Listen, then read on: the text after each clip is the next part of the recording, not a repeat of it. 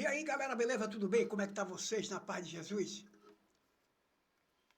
Deixa eu falar um negocinho para vocês. Às vezes a ideia sou eu que tenho, né? Eu não vi ninguém comentar sobre o assunto, então eu insisto nisso e qualquer hora dessa alguém vai estar falando. Apenas replicando aquilo que eu falo e que dei início lá atrás. Lembra que eu venho falando que a intenção do Bahia é colocar em campo ou contratar, vamos lá, contratar o máximo de atletas estrangeiros. Lembra que eu falo sobre isso? E o Bahia começa,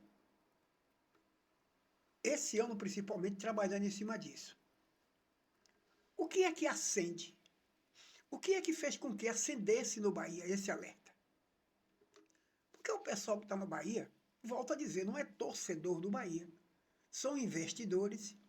E investidor já está dizendo, eu invisto e quero retorno. E eles entendem que não é compatível com o investimento que o Bahia faz para o rendimento do time dentro de campo, para o desempenho dos atletas, que na sua maioria, por histórico, são jogadores brasileiros. E diante disso, é fácil você ter um controle desses atletas lá dentro. No grupo, eles mesmos se amultou e criam momentos de dificuldade para o clube, para a direção, para o técnico. Porque não basta só para um trabalhador ter o seu salário em dia. No caso do atleta do futebol, que ele é profissional do futebol, ele acha que ele, além daquilo que foi contratado e é pago dia por dia certinho, ele acha que ele tem direito a outros e outros benefícios salariais. Como bicho para isso, bicho para aquilo, bicho para isso, bicho para aquilo. Quando ele percebe que tudo isso está arrumadinho, certinho, ele quer avançar um pouco mais. A minha carreira está acabando, o time vai ganhar muito dinheiro, mas, droga, eu estou lhe pagando a você para você trabalhar e eu tenho que ganhar dinheiro, que no caso é os investidores. Percebendo isso, esse costume do atleta brasileiro, o Grupo City e o Esporte Clube Bahia começa a virar essa página. Isso quem está falando sou eu. Começa a virar essa página. Por ter diversos clubes no Brasil, ou diversos clubes no mundo, ele diz assim, olha, eu vou contratar jogadores estrangeiros. Eu posso contratar quantos jogadores eu quiser, estrangeiro, línguas diferentes, motim menos, jogadores que vieram de culturas diferentes e que se tiver seu salário em dia, tudo direitinho, tá tudo perfeito. A cultura do futebol brasileiro é outra. O cara tá sempre montando esquema para se dar bem. Seja em organização para resultados, né? Jogadores que querem tomar cartão, programa tudo isso, com jogo de aposta, essas coisas. E o Bahia começa a sair desse roteiro, desse caminho que já é costume do atleta brasileiro, ao trazer jogador estrangeiro. O Bahia hoje no clube tem 9 jogadores estrangeiros. Ah, Lúcio, mas quantos jogadores estrangeiros o Bahia pode colocar para jogar? Na súmula daquele jogo que o Bahia vai entrar em campo, ele pode botar até 9 jogadores.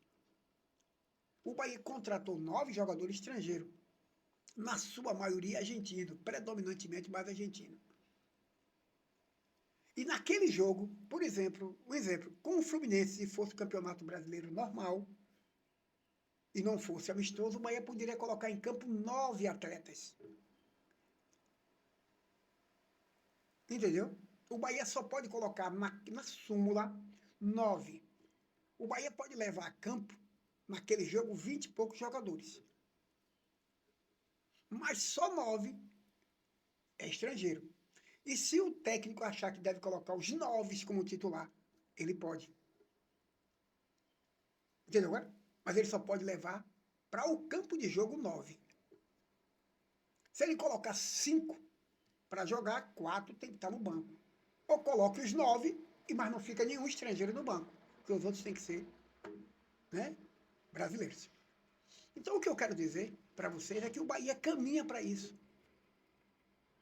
Ter sempre uma quantidade de jogador estrangeiro para ter essa predominância de campo e evitar sérios problemas. Ele pode contratar 10, 15, 20 jogadores. O Bahia pode ter seu plantel todinho de jogadores estrangeiros, claro. Não todos, porque ele precisa colocar em campo pelo menos 2 jogadores brasileiros. 9, 2, 11. Entendeu? Para jogar.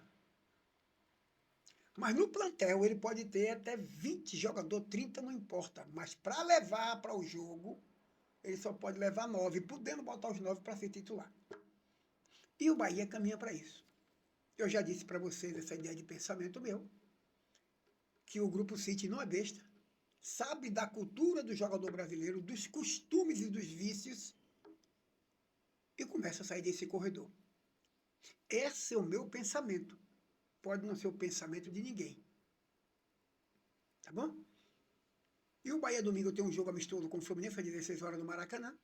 É mais um teste que Rogério Ceni vai fazer.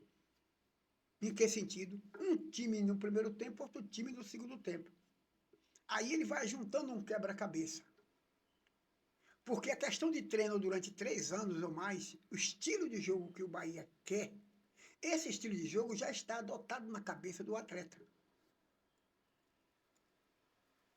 Mas precisa agora colocar um outro ingrediente dentro disso. Força, raça, determinação, fibra, vontade de ganhar, rapidez, voluntariedade, habilidade e a técnica, porque senão ele não seria contratado.